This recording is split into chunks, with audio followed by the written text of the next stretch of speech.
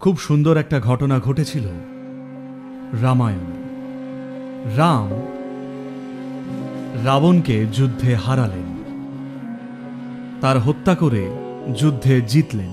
তারপর বললেন, আমি হিমালয়ে যেতে চাই, কারণ আমি প্রায়শ্চিত্ত করতে চাই যে বিরাট পাপ আমি করেছি তার জন্য। সবাই হতবাক হয়ে গেলেন।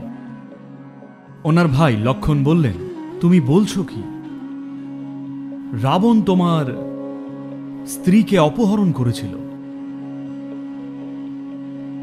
তখন রাম বললেন, তার ওই বাকি 9টা মাথা ছিল লোভ, হিংসে, কাম আরো ইত্যাদি নানান জিনিস, কিন্তু একটা মাথা ছিল যার মধ্যে মহত্ব, জ্ঞান, দয়া আর ভক্তি ছিল।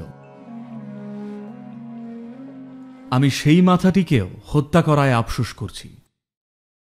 এখানে যা বলার চেষ্টা করা হচ্ছে তা হল, আপনাদের সবারই 10টা বা তারও বেশি মাথা আছে, কিন্তু সবারই একটা মাথা আছেই, অন্তত একটা, যা ভালোবাসা, সৌন্দর্য, উদারতা আর করুণায় ভরা। তো জীবনে সবচেয়ে বড় যে ভুলটা করেন তা হল একটা নির্দিষ্ট গুণকে চিনে সেটাকে না শুধরে আপনি গোটা মানুষটাকেই দোষ দেন। রাম এটাই বলার চেষ্টা করছেন। আমি চাই আপনি রামের এই উদাহরণটা মনে রাখুন সারা বছর। শুধু এইটুকু করুন, ওই ভয়ঙ্কর লোকটার মধ্যেও সেই এক ফোঁটা সুন্দরকে চিনুন, কারণ সেটা যদি চিনতে না পারেন সেটা আপনার মধ্যেও ফুটে উঠবে না। অবশ্যই এটা জেনে রাখুন। অন্য মানুষের মধ্যে যে ভয়ঙ্কর জিনিসগুলো দেখেন তা আপনার মধ্যেও প্রতিফলিত হবে।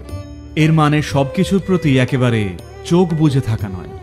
না, আমরা গাছের পাতা আছে সেটা দেখি, গোলাপ গাছে কাঁটা আছে তাও দেখি, কিন্তু সেই গাছই যে ফুল বা ফলও দেয় সেটাও মানি।